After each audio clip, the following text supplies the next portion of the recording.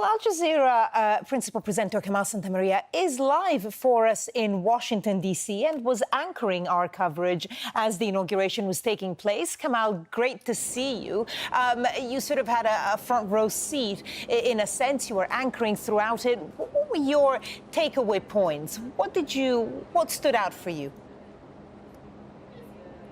It was kind of surreal to start with, Barbara. I've got to say, I've kind of gotten used to, after being here for a few days, gotten used to the idea that it's very quiet and that there's lots of troops on the street, and basically the only other people we've seen around here, at least, are media.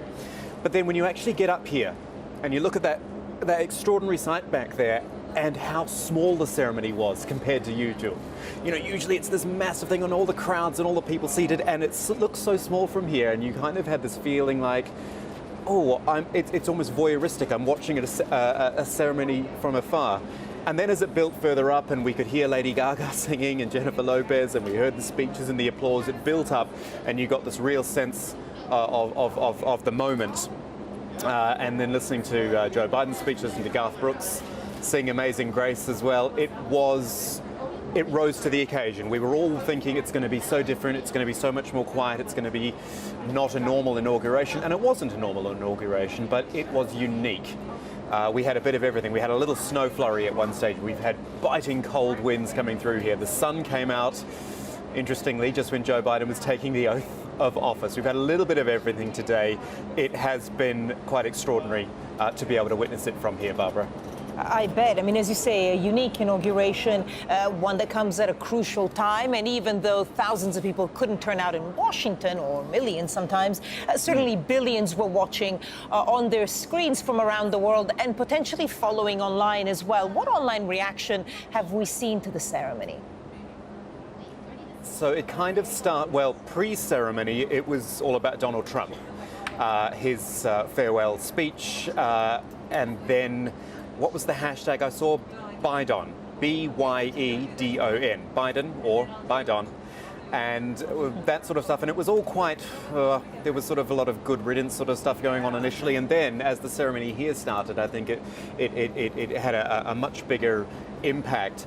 And as people almost counting down to that moment at midday local time when they knew that there would be this change in administration and that there would be a change in tone. Actually also, at that moment, at midday, the official White House accounts, that's at POTUS, President of the United States, and at VP, Vice President, were transferred to Kamala Harris and Joe Biden, and Kamala Harris tweeted immediately, ready to serve. So those have all been switched over. And I saw some interesting reactions to that. People almost puzzled at how normal it all was now. I think it will actually take a little while, certainly in the real world, but also in the online world, to get used to a bit of normality again. And KAMALA, one thing that was obvious at the inauguration was how the Biden team wanted to show the United States diverse faces and individuals. And one standout moment was the young poet laureate, Amanda Gorman. I mean, she really was remarkable. Wasn't she just? Oh my goodness. I think she actually outshone Joe Biden on his big day. I mean, 22 years old, the youngest inaugural poet ever. I've been reading that she was writing this a couple of weeks ago and had just hit a brick wall on the whole thing and was frustrated about the whole poem, which is called The Hill We Climb. She was exhausted about it. She's trying to come up with this idea to unite the people, and that's a lot on anyone, let alone a 22-year-old young woman, and just an extraordinary delivery that she gave.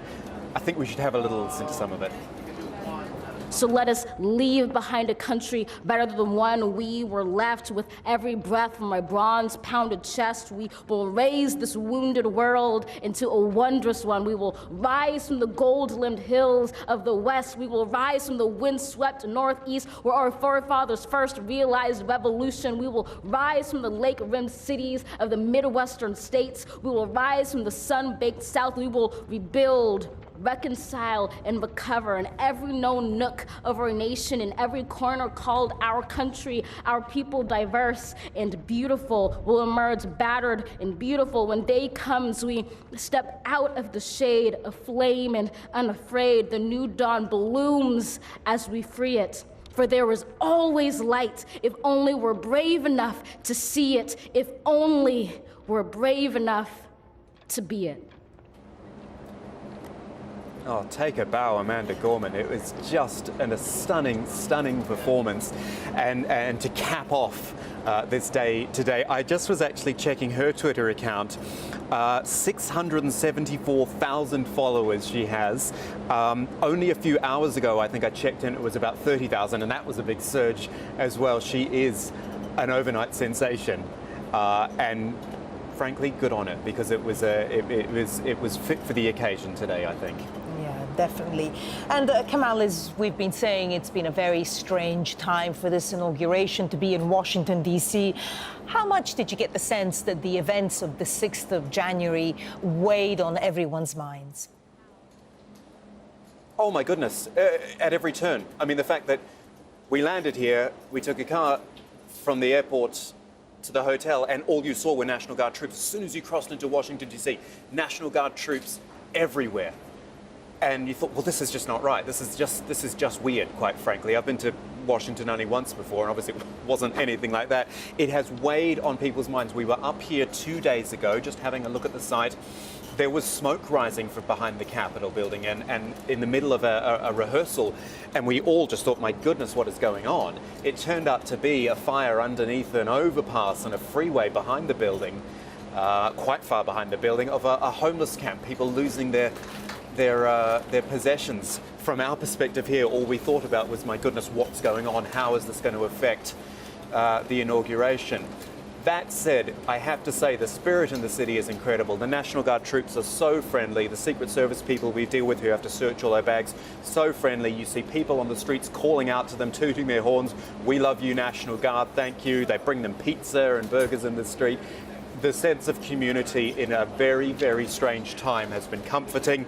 My guest, Jennifer Victor, who was with me for coverage earlier today, said she had never felt so safe, actually, in this city, and I have to agree.